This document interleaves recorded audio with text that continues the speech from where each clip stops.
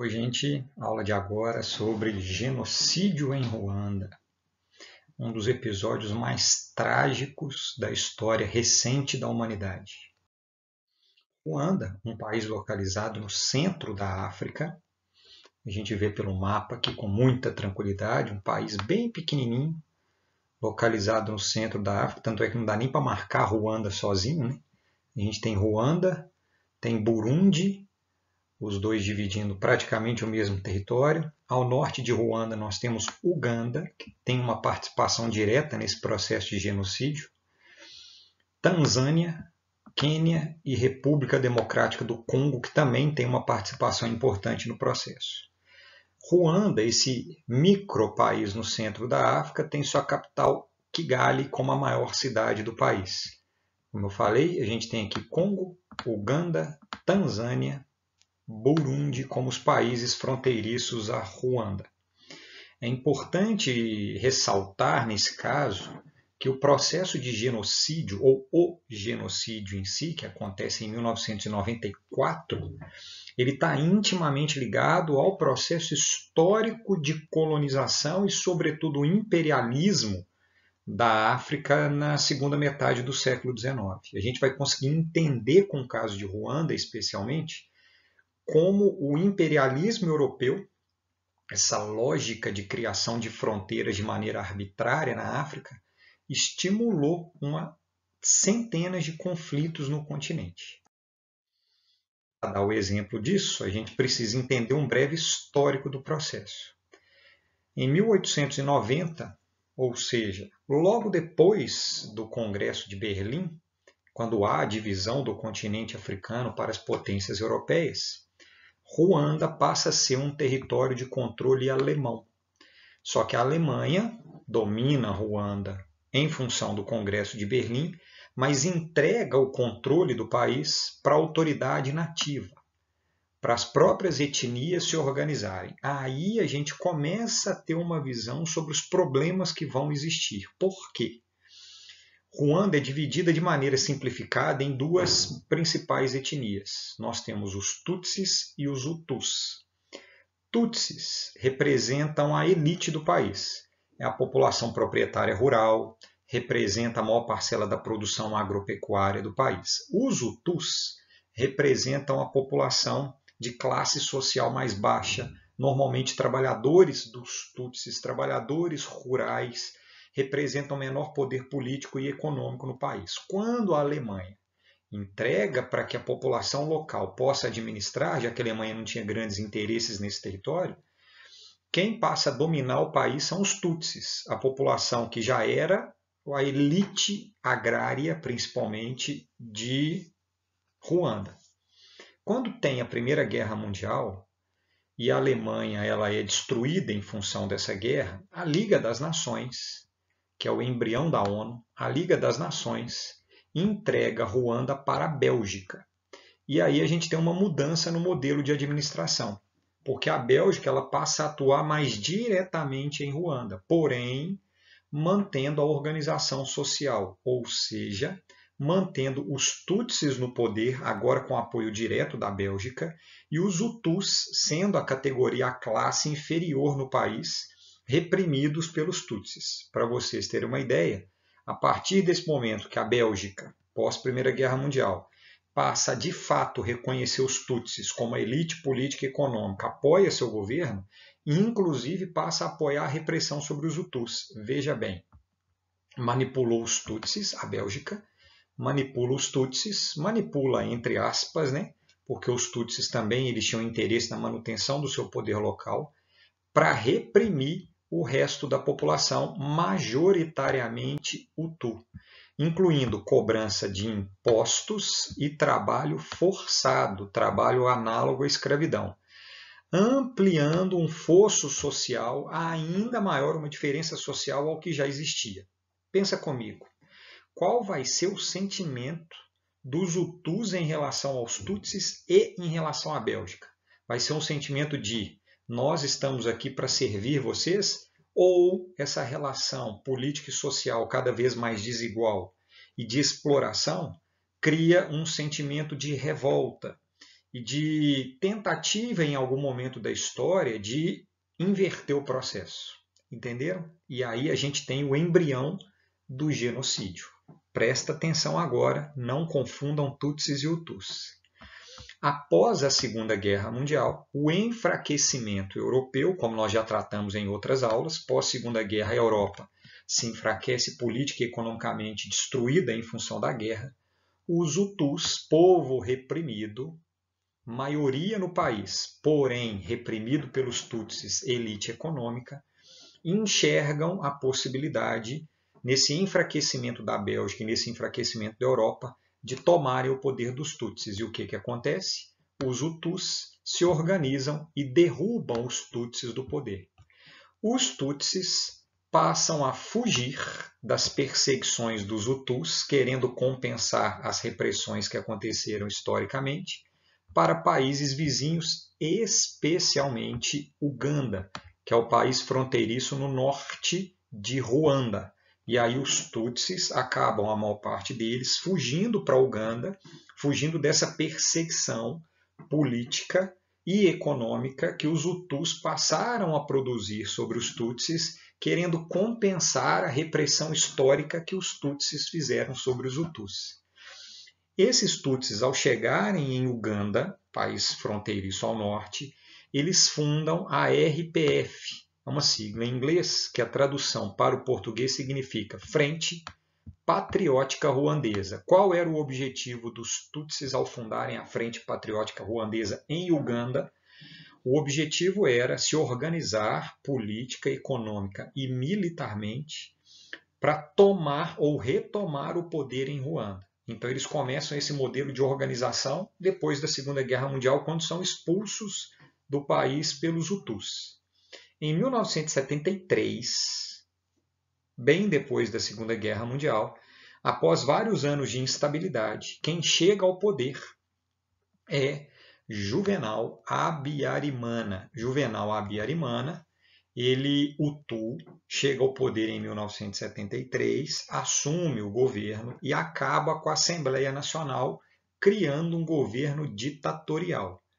Porém, um governo ditatorial Hutu, cujo grande objetivo era continuar perseguindo os Tutsis e não deixar os Tutsis reassumirem o poder.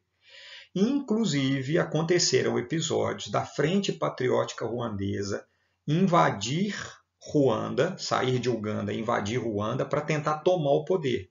E o Juvenal Abiyarimana, ele consegue, por meio do exército e do apoio popular Hutu, lutar contra a Frente Patriótica Ruandesa e impedir que os Tutsis retomem o poder. Então a grande lógica é Tutsi no poder até a Segunda Guerra Mundial. Os Hutus tomam o poder e passam a perseguir os Tutsis, fazendo meio que uma compensação histórica ao que os Tutsis fizeram com os Hutus, principalmente com o apoio da Europa, da Alemanha e, sobretudo, da Bélgica. E aí vai acontecer o genocídio.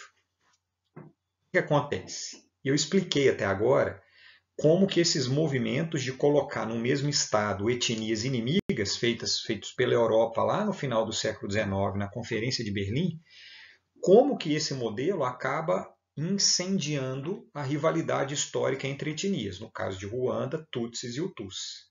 Tutsis no poder reprimem os Hutus, a Europa enfraquece, os Tutsis perdem o poder, reduzem o poder, os Hutus inflamam e expulsam os Tutsis e colocam um governo ditatorial com Juvenal Abiyarimana desde 1973. Aí,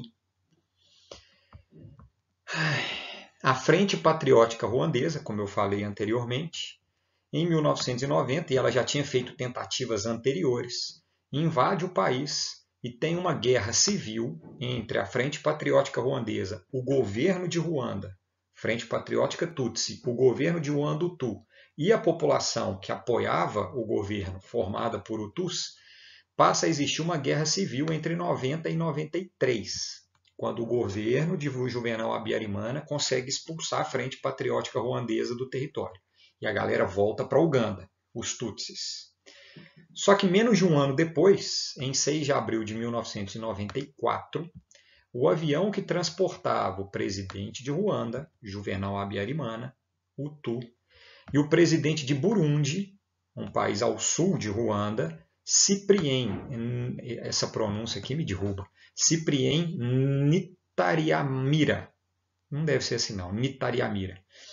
O avião, os dois Hutus, tanto o presidente de Ruanda quanto o presidente do Burundi, eles estão sobrevoando Ruanda, voltando da Europa, onde eles foram tentar conseguir empréstimos e dinheiro para o país. Quando eles estão voltando da Europa, o avião, ao passar por cima de Ruanda, um pouco antes de pousar, esse avião cai. E aí, os dois presidentes, Hutus, o de Burundi e o de Ruanda, morrem. A gente tem aqui os destroços do avião, onde os dois presidentes viajavam. Os dois morrem. Aí o conflito inflama. Aí a situação fica insustentável. Por quê? Os Hutus, principalmente os extremistas Hutus, completamente anti-tutsis, seguidores do presidente Juvenal Habyarimana em Ruanda, eles culpam a Frente Patriótica Ruandesa, Tutsi, e imediatamente pela derrubada do avião, eles falam que foi um ataque terrorista da Frente Patriótica Ruandesa, derrubando o avião para matar os presidentes Hutus, principalmente o de Ruanda, e imediatamente esses Hutus extremistas, anti-Tutsi, começam uma campanha muito bem organizada de assassinato. Que campanha é essa? Como o governo controlava os meios de comunicação, TV e rádio, era um governo Hutu e ditador, os extremistas, controlando esses meios de comunicação, eles começam a fazer uma campanha aberta em TV e rádio para que os Tutsis fossem mortos pelos Hutus, que era o único meio de vingar a morte de Juvenal Habyarimana e impedir que os Tutsis voltassem ao poder para continuar sua histórica repressão sobre os Hutus. Então, segundo os extremistas, Hutus, a única forma de vingar o presidente morto, culpando os Tutsis, era matando os Tutsis. Em contrapartida, a Frente Patriótica Ruandesa dos Tutsis disse que o avião não tinha sido abatido, ou melhor, disse que o avião tinha sido abatido por Hutus para fornecer a desculpa para o genocídio.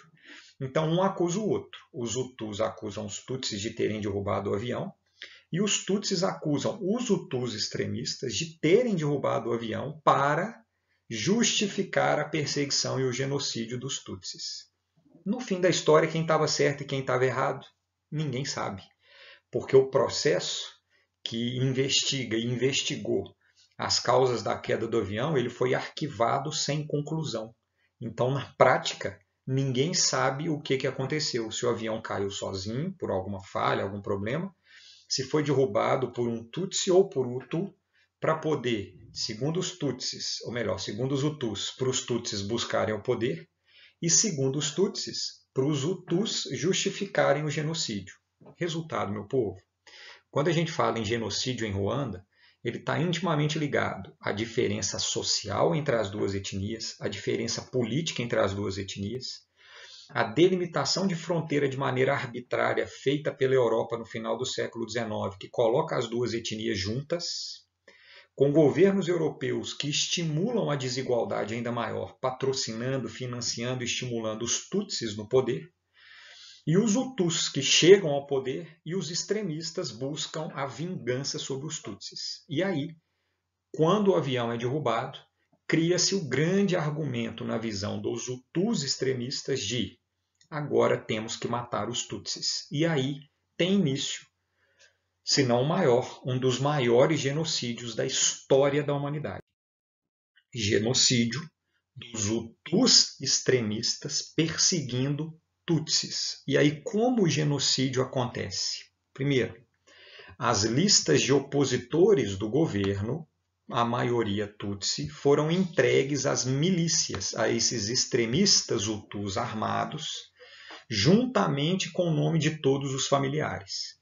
Era uma lista com nome, endereço, e aí essas milícias Hutus armadas, elas começam a buscar as casas desses opositores do governo, invadem essas casas e matam toda a família. Além disso, que aí é o início do genocídio, logo após a queda do avião, esse é o primeiro movimento do genocídio, sendo estimulado pelos meios de comunicação, rádio e televisão, fazendo pronunciamentos, falas 24 horas, estimulando os Hutus a matarem e perseguirem os Tutsis. Segunda coisa, vizinhos mataram vizinhos. Olha que loucura é essa. Se você era Hutu extremista e o seu vizinho Tutsi e vocês conviviam, a partir desse momento acabou e você vai matar o seu vizinho. Isso foi muito comum acontecer, tá? E alguns maridos até mataram suas mulheres Tutsis, dizendo que seriam mortos caso se recusassem. O que acontecia? Ao longo da história, existiam os Tutsis extremistas e existiam os Hutus extremistas. E existem os moderados. Esses que não viam a etnia como grande motivo da separação da população, acabaram casando entre si, Tutsis e Hutus, e constituindo família. Quando os extremistas Hutus começam o genocídio e começam a invadir casas, principalmente casas que tinham Tutsis na família, eles encontravam na família, por exemplo, um marido Hutu e a esposa Tutsi, e os filhos misturados entre as duas etnias. Eles colocavam todo mundo na sala, entregavam a arma para o Hutu da família, para o marido, por exemplo, acontecia também se fosse a esposa, tá? Se fosse a mulher, entregavam para o marido, por exemplo, a arma e falavam assim, você vai matar todo mundo, senão a gente mata você. A maioria não aceitava matar a própria família, filhos, esposa e etc., e acabava sendo morto junto. Então os Hutus matavam também Hutus se fossem moderados e não aceitassem o genocídio. E matavam toda a família. Além disso, desse processo cruel, os Hutus, essas milícias armadas Hutus perseguindo os Tutsis, começaram a fazer barreiras nas estradas e parar os automóveis e exigir que as pessoas mostrassem a carteira de identidade. Porque, desde a época da Alemanha, dominando o território, e especialmente a época que a Bélgica dominou o território, a carteira de identidade da população ela vinha com a etnia marcada. Qual era a sua etnia? Aqui, por exemplo, tem a foto de uma carteira de identidade de Ruanda da época do genocídio, que é uma carteira de identidade típica do final do século XIX. Repare, a foto, e aí a foto tinha o nome, etc., e tinha qual era a etnia dessa pessoa. Essa pessoa era da etnia Hutu. Ô Bruno, como que você sabe? Era marcado de caneta, era riscado qual era a etnia da pessoa. E aí a etnia Hutu está riscada aqui de caneta. As outras etnias não estão riscadas. Então, quando parava na blitz da milícia, parava os automóveis e falava, me mostra a sua carteira de identidade. A pessoa mostrava, é Hutu, pode passar. É Tutsi, era morta naquele lugar. Ou dentro do carro, ou mandava descer do carro e era morto na estrada. Tem uma cena de um filme baseado em fatos reais sobre o genocídio, famosíssimo filme chamado Hotel Ruanda, que mostra, tem uma cena que mostra mais ou menos essa lógica, que um Hutu, que ele era um Hutu moderado, e ele tinha na sua família Tutsis, casado com uma Tutsi, tinha filhos, etc., e ele era gerente de um hotel, ele abre o hotel para que a população se escondesse dentro do hotel, se refugiasse no hotel. E chega um determinado momento que ele tem que sair do hotel em meio ao genocídio para poder comprar alimento para trazer para a população, que ele abriu o hotel para a galera poder esconder lá dentro, ficar lá dentro e fugir do genocídio. E quando ele está na estrada de van para poder comprar os alimentos, a van começa a sacudir, ele acha que é buraco na estrada, quando ele para e vai olhar, era aquele centenas de corpos na estrada e ele estava passando por cima do pessoal. Quem já assistiu esse filme vai lembrar dessa cena que é uma das mais chocantes. Tem a ver com essas blitz. Tirava o pessoal dos carros e matava e deixava na estrada. Isso era muito comum, era o processo de genocídio. E tem uma situação que é mais dramática também, que esse genocídio ele foi conhecido como a guerra ou genocídio dos facões. Como é um país muito pobre e com muita dificuldade de comprar armas, ele começa a importar dos países vizinhos que tinham acesso a armas baratas, principalmente facões. E esses facões eram distribuídos para as milícias e para os fundamentalistas Hutus poderem matar a população do país. Tem algumas cenas reais, por exemplo, de emissoras que cobriram o genocídio, de filmagens do alto de prédios, por exemplo, na capital Kigali, e fica mostrando a avenida, você vê claramente os fundamentalistas Hutus com facão correndo nas avenidas, nas ruas, e dando facãozada na população e as pessoas caindo. Então foi um genocídio com um nível de crueldade muito alto, se é que tem genocídio que não tem nível de crueldade, né, pessoal? Milhares de mulheres tutsis foram levadas e mantidas como escravas sexuais para os Hutus.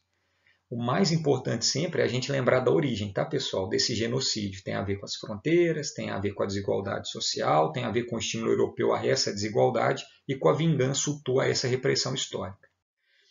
Para ter uma ideia desse genocídio, o processo foi tão severo que mais de 500 mil pessoas foram massacradas de 7 de abril a 15 de julho.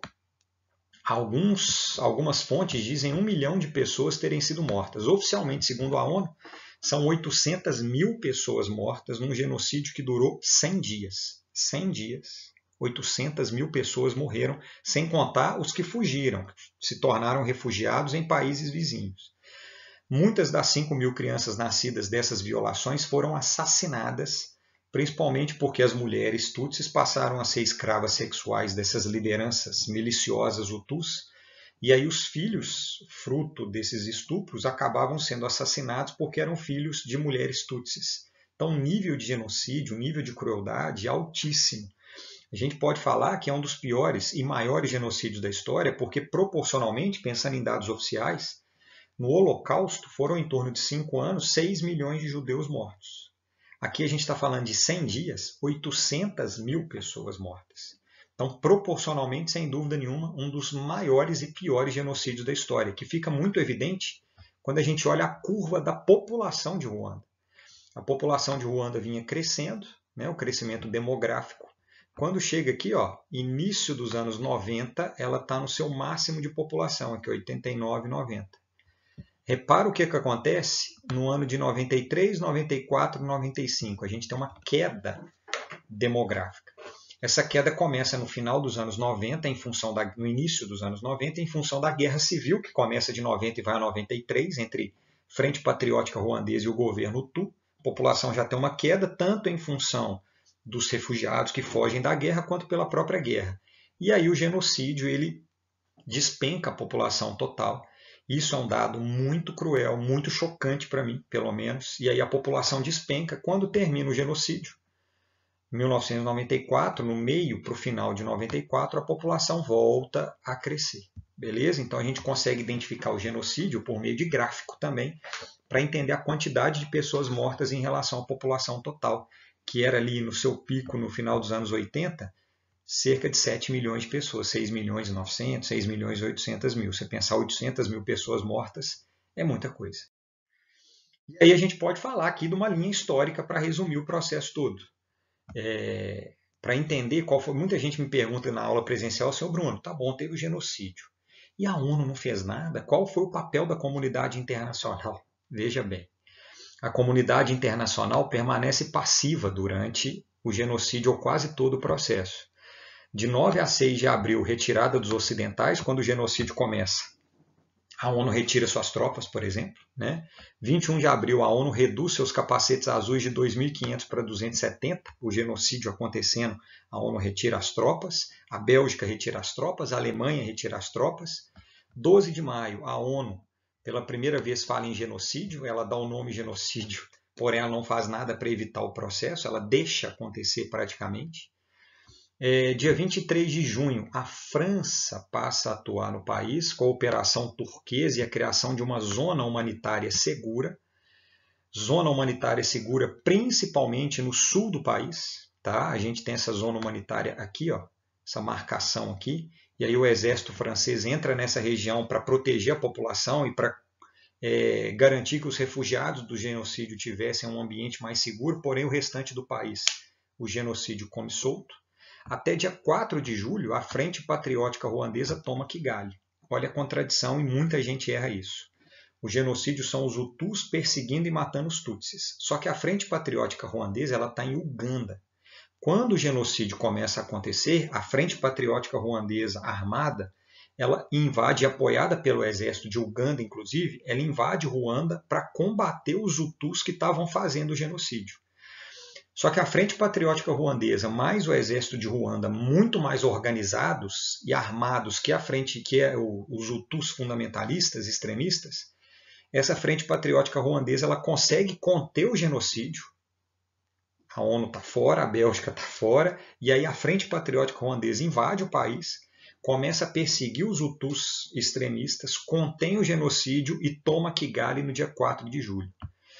No dia 13 de julho, praticamente uma semana depois, tem a fuga de 2 milhões de Hutus. Por quê?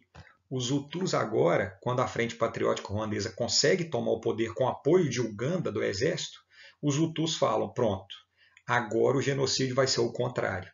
Agora vai ser a vez dos Tutsis que conseguem retomar o poder, perseguirem os Hutus. O que os Hutus começam a fazer? Quem participou do genocídio e quem não participou, quem também foi vítima, começam a fugir do país, porque fala agora vai ser o genocídio inverso. Ao invés de Hutu matando Tutsi, agora que os Tutsis conseguem vencer o processo, mesmo durante o genocídio, militarmente conseguem tomar Kigali e chegar ao poder, eles vão inverter o genocídio.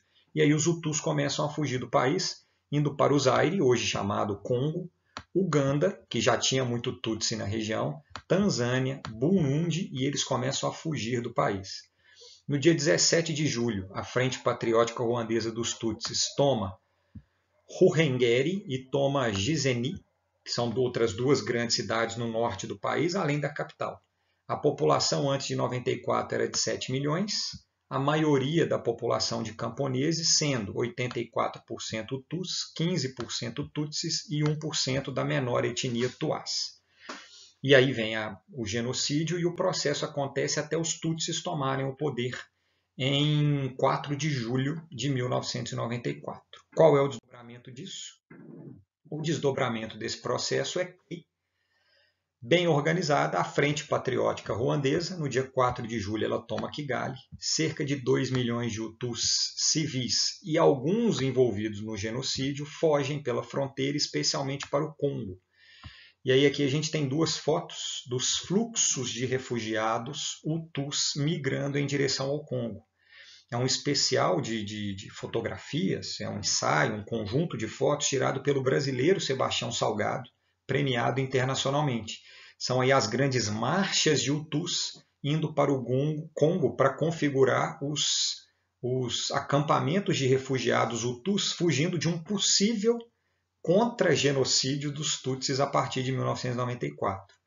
Grupo de direitos humanos dizem que a Frente Patriótica Ruandesa, os Tutsis, matou milhares de civis Hutus quando eles tomaram o poder a partir de 94. E mais, depois que eles entraram na República Democrática do Congo para perseguir a Interahamwe, que era o grupo Hutu fundamentalista que fez o genocídio. Então, existem acusações do Congo abrir sua fronteira para que os Tutsis entrassem e começassem nos campos de refugiados a matar os Hutus sob o argumento de perseguir a Interahamwe, que era o grupo fundamentalista Hutu que produziu o genocídio. Então, o processo acaba sendo invertido, não chega a um genocídio do nível que os Hutus fizeram, mas é uma guerra quase sem fim. Até que o líder da Frente Patriótica Ruandesa, Paul Kagame, que é esse cara da foto aqui em cima, assumiu o governo em 2000 e foi saudado pelo rápido crescimento econômico do pequeno país. Kagame foi eleito em 2003, ele chega ao poder, ele é colocado pela Frente Patriótica no poder, sem eleição, e em 2003 ele concorre a uma eleição por sufrágio universal. Vamos lembrar, sufrágio universal é quando todos podem votar, homens, mulheres, alfabetizados, analfabetos, todo mundo pode votar e o voto de cada um vale 1. É o mesmo valor que cada pessoa tem na democracia de sufrágio universal. Apesar das suspeitas de fraude e cooptação de eleitores, ou seja, votos forçados para que as pessoas votassem nele, ele ganha a eleição para um mandato de 7 anos, então 2003 a 2010, sendo que ele já estava no poder desde 2000.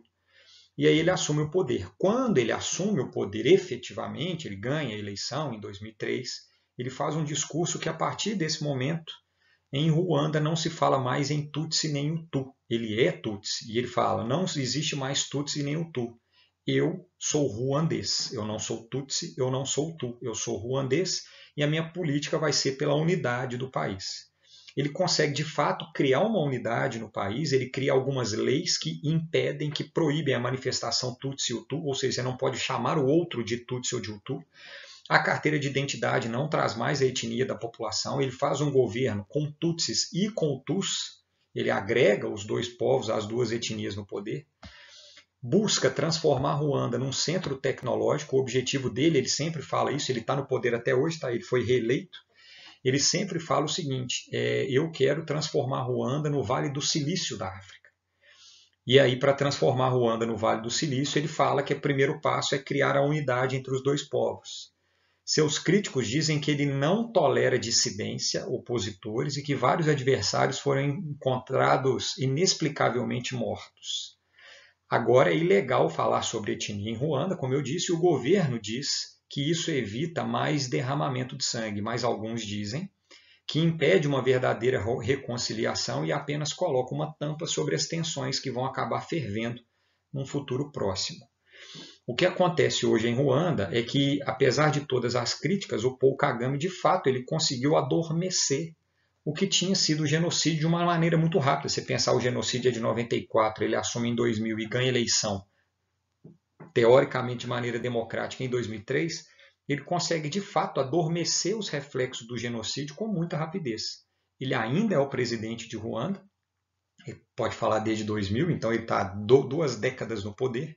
Apesar de todas as acusações, Ruanda apresentou um rápido crescimento econômico, apresentou a atração de várias empresas de tecnologia, melhorou os índices de IDH, os índices socioeconômicos, ampliou a escolaridade e, de fato, ele promoveu um rápido equilíbrio no país do ponto de vista étnico e com crescimento econômico. Vamos ver se isso não é um processo adormecido e que a efervescência possa voltar a acontecer. Tomara que não. Valeu, pessoal!